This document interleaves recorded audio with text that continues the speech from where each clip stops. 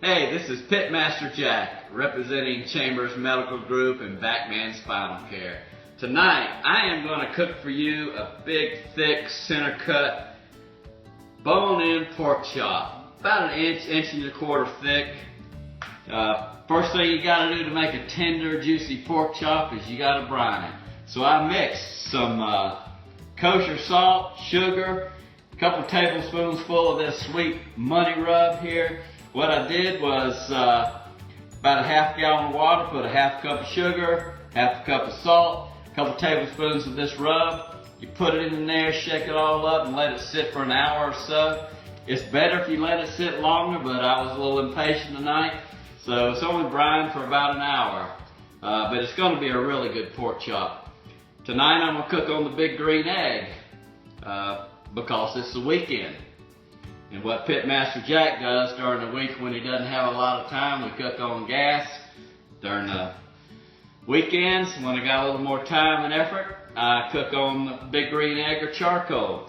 How I season these up, after I brine them for about an hour, I dried it up a little bit, pat it dry with paper towels. Then I shook a lot of this money rub on it.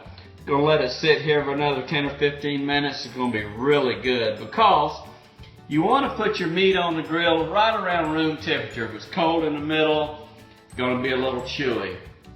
So to cook the right temperature center cut pork chop like this, gonna sear it on each side for 4 or 5 minutes.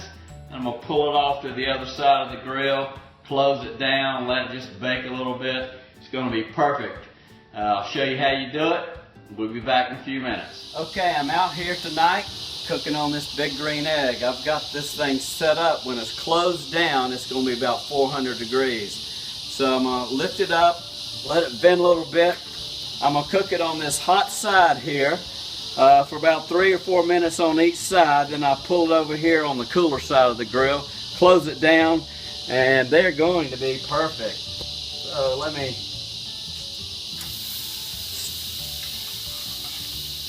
stick them down here. Hear that sizzle going on in there.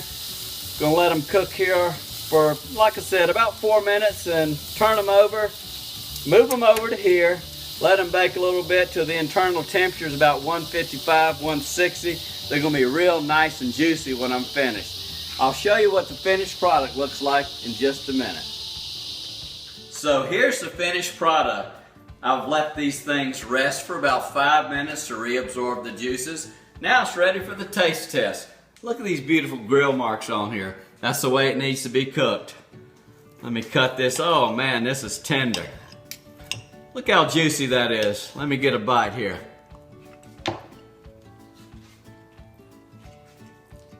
Now that really is good. So, in the next few weeks, I'm going to be out on a recon and research mission, checking out my competition on the upcoming barbecue circuit. So, if you see me, you don't know me.